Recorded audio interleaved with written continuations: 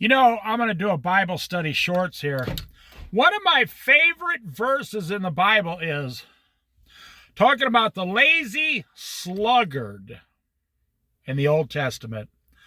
A little sleep, a little slumber, a little folding of the hands, and soon poverty will overtake you. So I'll give you an example. I know this 35-year-old man right now. And he has a baby. He has a couple kids, actually. He has a girlfriend.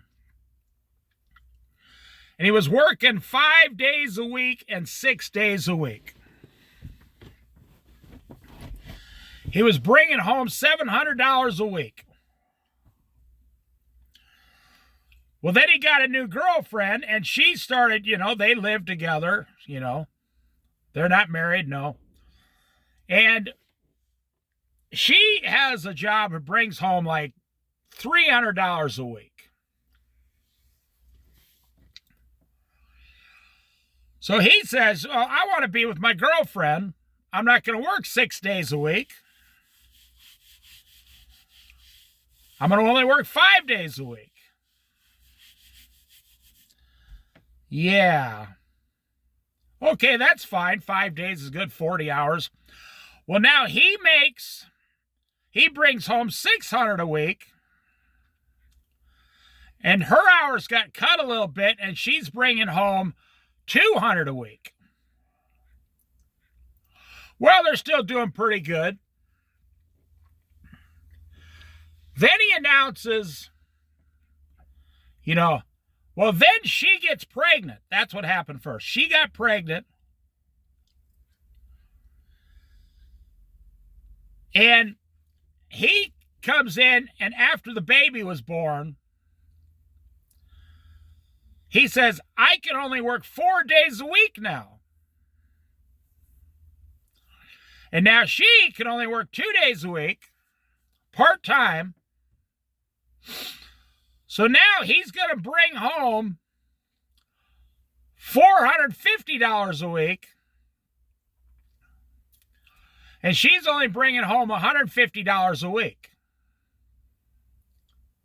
Before he met this woman and got her pregnant, he was making $700 a week, all on his own with no help, no distractions, no nothing.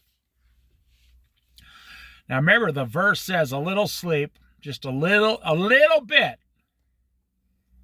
It only takes a few weeds in your garden, and then pretty soon the whole garden's full of weeds. A little sleep, a little slumber, just a little bit of folding of your hands to relax. And soon poverty will take you over like a thief your entire life. Poverty will come upon you and destroy the lazy sluggard. Now, he's a good old boy, He's a young, 38-year-old or whatever he is. About 35. But he's full of a lot of stress, you see. That generation has a lot of stress about work. I don't know why. You're making big money today, 40 hours, $20 an hour, $800 a week. So now it's been a year since the baby was born. And now he calls his boss one day every week. I can't come in because the baby's sick. This baby's got to be the sickest baby in the history of the world. This baby's sick once every week. Well, obviously, the baby's not sick. Thank God for that. You don't want to have a child be sick. The young man is now sick of working, and he likes to stay home and play with his 1-year-old baby child and see his girlfriend, and now he sometimes, when he calls in sick and only works, I'm not making this up, he only works 2 or 3 days a week sometimes. And in today's society, there's nothing you can do about it because you have to legally give people time off for things like this, with all the new laws and stuff. I don't know how we made it, 50 years ago. Nobody was sick. Your kids were never, you'd send a sick kid to school. We never had pandemics, never had any of that stuff.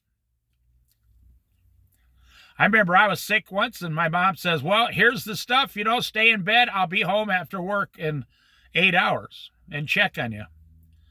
I was home all alone from school. I was as sick as a dog. I had the flu, but they said, well, I can't stay with you. You can just stay here by yourself. I was like 11 years old. I just slept all day. So now the guy went from, $700-800 a week down to, because he used to get overtime. Now him and his girlfriend, they get sometimes only $400 a week together. And they're both sick and tired of working for the man. That's the perfect example. And I'm watching this kid. He's in the process. He's in the process of completely destroying his life. I mean, what comes after 3 days a week? He said, I can only work 4 days a week. I need to be home 3 days a week with my child. They said, okay, well, you tell us in advance. We changed your schedule. We'll have somebody else pick that day up.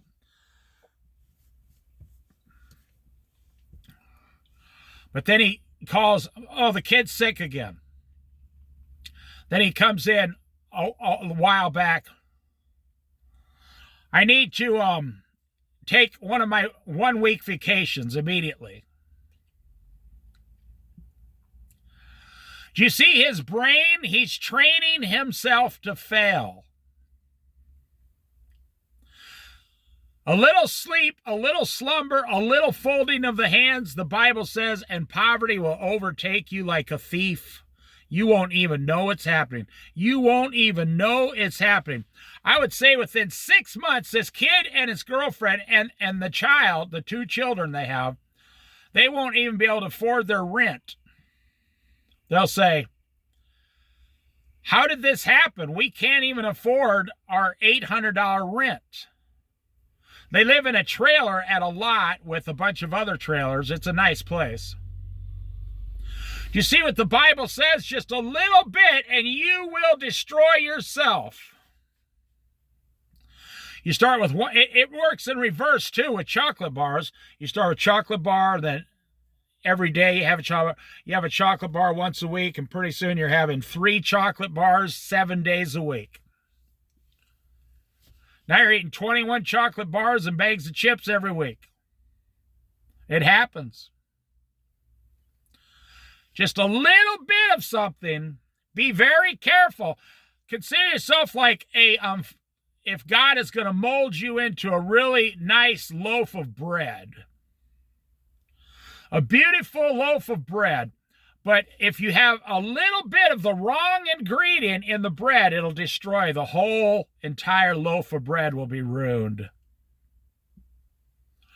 You wouldn't eat a loaf of bread with just a little bit of poison in it, would you? They say, well, I just put a little poison in there. I don't know which part of the bread it's on, the right side or the left side. You'd have to take your chances.